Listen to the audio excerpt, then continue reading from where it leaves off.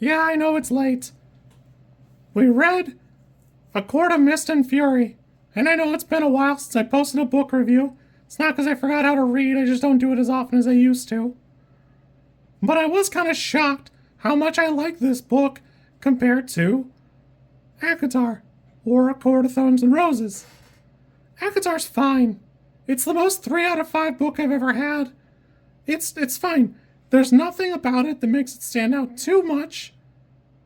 And it's compelling enough, it's palatable, it's readable. But, getting right down to it, you're not riveted by it, and there's not so much of a draw to it that you feel like you care that much.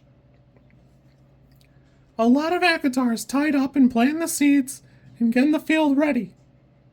And it's not until we get to A Court of Mist and Fury that everything seems to start taking root and you get some good payoff.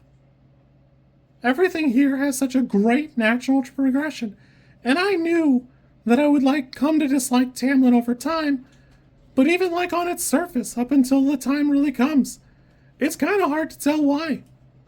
Knowing that you're not going to like him, it's such a bizarre, progression, because it does feel pretty natural. And even in the first books, I mentioned how it was Feyre has a lot of chemistry with Lucian. And Rhysand seems pushed upon you. So I had to go back and look, and Sarah J Maas has I don't know, 6 other books before she writes this one. So she probably knew she wanted Rhysand more than she wanted Tamlin. But I couldn't help but feel that we were mostly going to get Tamlin, and then Rhysand just comes out as Shadow Daddy, and that's who we're into now. But honestly, this does a lot to deliver. This one stands on its own head and shoulders way above. It's easily in that 4 and 5 category, where ACOTAR on its own just doesn't stand up there. All the characters start to stick out, the little entourage and coterie, because Tamlin and Lucian are fine, but they're not more in the company there.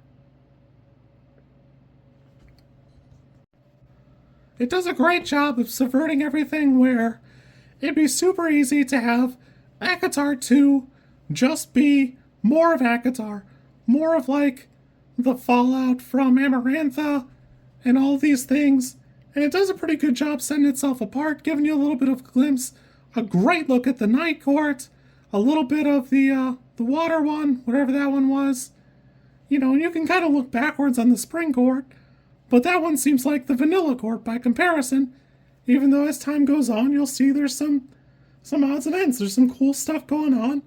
And even just the Night Court is very rich. There's a ton of lore here, just in all these characters that you're going to meet, and everybody here you're enjoying. And I don't love the pairing off of every character, but boy, having her sisters be present and her dad not is such a great little bit. Because who cares about the dad? He was a bozo then, he's a bozo now. But having him here and kind of present as a figure, but mostly dealing with Nesta. Ugh, Nesta. Nesta's such a best girl. But anyways, Nesta and Elaine, it's such a rich little tapestry because you get all of the 3 sisters here. And you get such an interesting twists and turns. These little heists, these little things, these little bits of depth as we uncover the mystery and the lore. I'll admit that I wanted Rhysand to be just a bad boy or morally ambiguous, and at the surface he does seem like a bad guy to everybody else, but from your position it's kind of hard to take that shot because Feyre doesn't ever know him that way. She never really feels like he's a bad guy other than people tell her over and over and over and over. So it's kind of cool that we finally get some payoff. We get some meat of it here, and we see Rhysand as a character, not the caricature that he's presented as. Admittedly, somewhat artfully done, because in the first book he's supposed to be a caricature. Amarantha's whore, and not really that much more. That rhymed. But I've had a really good time. I'm surprised how much I like this book, and I'm surprised how much I enjoyed the twists and turns, and getting here and going through the arc. Whew. I'm excited to see more, and this is easily a 4.5 for me. I love this book. I'm having a great time with these. I didn't expect to find it so rich and compelling. I even loved the way that, like, all of the characters had their powers kind of dampened, and now they've got, like, a rich tapestry to work on. Whoops. Anyways, it's cool to see them, like, really coming into their own even in the background. Admittedly, we've only really seen Rhysand and Tamlin, but they're there, and they've got such cool things.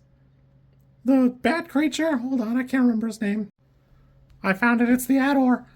Even down to just like the showdown Feyre has with the Ador. It's really artfully done, it feels so good, and it feels like a good payoff for what is effectively a long series of training arcs.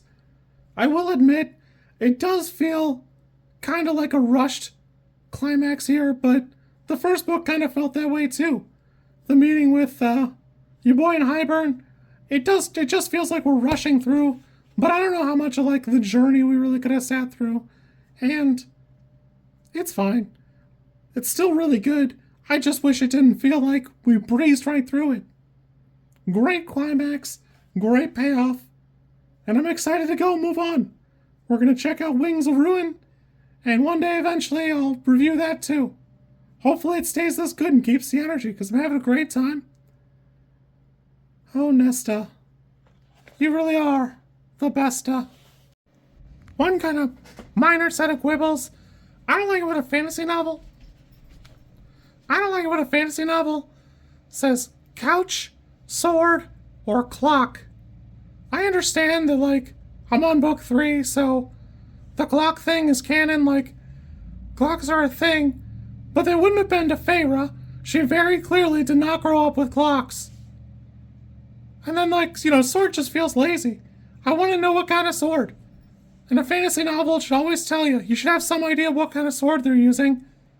And it just kind of feels like she doesn't care, doesn't know. And I understand that, like, it's a fantasy, like, romance novel, but I want to know. Couch is kind of the same thing. I want to know more about the furniture. There's other pieces of furniture than chase, throne, and couch. But leather couch seems like a lazy way to describe it. There's also, that element of Rhys is just the perfect boy.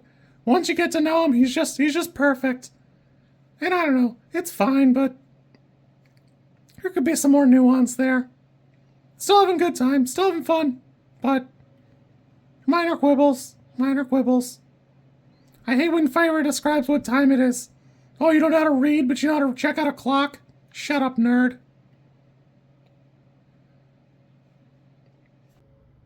I really can't get over Feyre in the first book looking at Amarantha and going, she's not really as hot as I thought she was. As an aside, the books are expertly narrated. The first one I read is a graphic audio. It's such a great way to get into these. And the rest of them they're not quite graphic audio, but they are fantastically performed. I can't recommend them enough. If you like this content, I'm supposed to ask you to like, comment, and subscribe. I think like is here, and comment is probably down there, and subscribe over there somewhere too, I think. I don't know how many times this, like, snippet is gonna make it into a video. Everybody says you should do it this way, and I always thought it was just like an annoying thing other YouTubers did. And as you know, I am bad at editing, so if you like it, great, I'm happy for you. If you don't like it, I'm sorry.